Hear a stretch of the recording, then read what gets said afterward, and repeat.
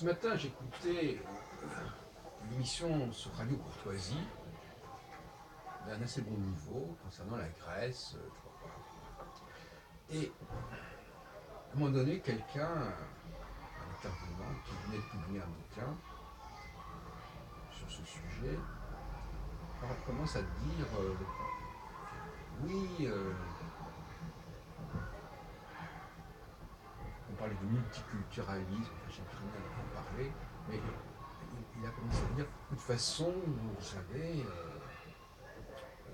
les langues évoluent, elles empruntent à gauche, à droite.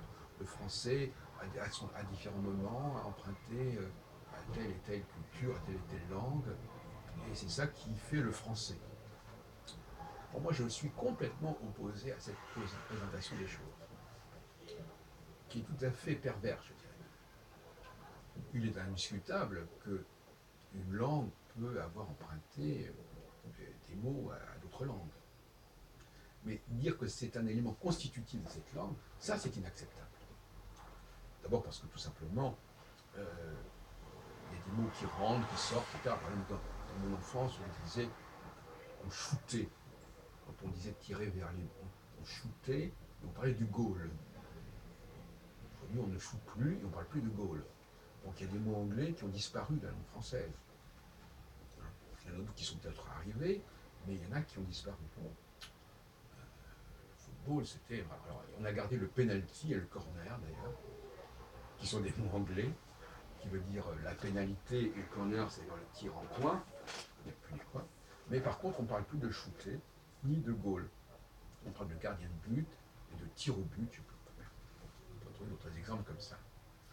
Et ce que je voudrais dire, c'est que ça n'est pas vraiment la langue.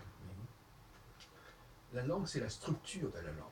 La langue, c'est sa cohérence fondamentale, son système verbal, son système de déclinaison, de conjugaison, sa grammaire, euh, ses articles, ses pronoms possessifs, personnels, etc.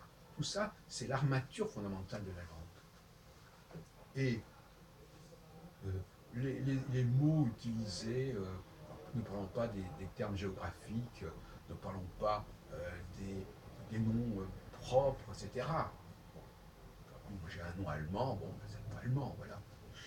Euh, non, ça, ce sont des éléments périphériques de la langue. Et d'ailleurs, sur le plan pédagogique, il est essentiel, sur le plan de la didactique des langues, il est essentiel de ne pas confondre ces deux plans. Ne pas confondre les racines de la langue, les racines verbales, la construction adverbale, adverbiale, adjectivale, etc.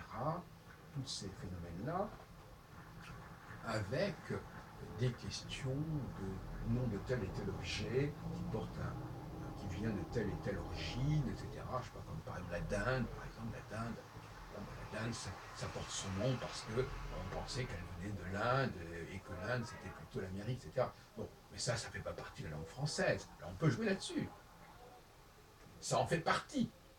Et alors là, justement, il y a une confusion grave. Parce que partie, mais à quel niveau?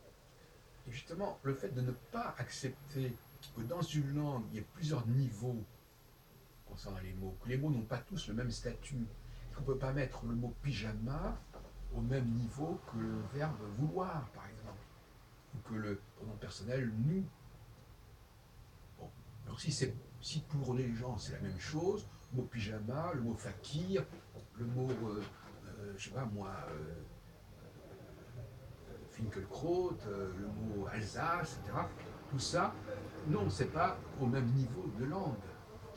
Mais à partir du moment où on refuse d'accepter qu'il y a plusieurs niveaux au sein d'un ensemble linguistique, il apparaît qu'on peut aussi refuser de réfléchir aux différents niveaux qui existent au sein d'un pays, au sein d'une société. Et ça va très loin. C'est très, très complexe comme sujet.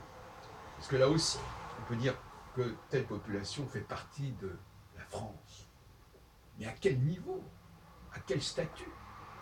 De même que les mots n'ont pas le même statut au sein de la langue française, tous les gens qui sont inclus dans l'ensemble français n'ont pas non plus à avoir le même statut. Et c'est pour ça que Radio Courtoisie, d'ailleurs, c'est surprenant qu'il laisse entendre, qu'il laisse passer ce genre de message, parce qu'ils ne se rendent pas compte que ça peut avoir des répercussions au niveau de l'analyse des sociétés. Et je pense qu'ils ne diraient peut-être pas la même chose sur ce plan-là, tel que je connais l'orientation de leur antenne. Donc, non, euh, il y a, on peut faire partie d'un ensemble, mais pas nécessairement avec le même statut. Et ça a été un cauchemar qui existe à tous les niveaux, y compris en Israël, où on ne sait pas très bien quel était le statut. La guerre d'Algérie a été en partie liée à des questions de statut qui n'ont pas été résolues, qui étaient mal vécues, qui correspondaient à une mauvaise conscience. Au lieu de dire carrément certaines choses, on a truqué les représentations, etc.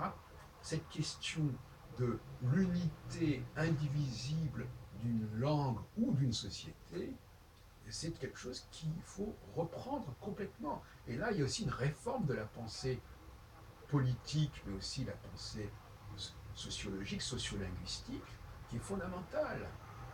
Hein. Il y a les travailleurs immigrés, par exemple, parce que la question de l'immigration se pose très fortement actuellement, qui peuvent parfaitement être intégrés dans une société, mais qui ne constituent qu'une périphérie, qu'une marge de cette société, et qui n'ont de rapport avec cette société que sous certaines formes.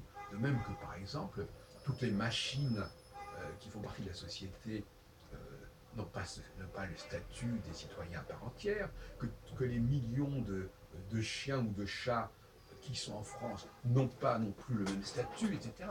C'est-à-dire qu'une société, c'est divers, il y a plusieurs niveaux.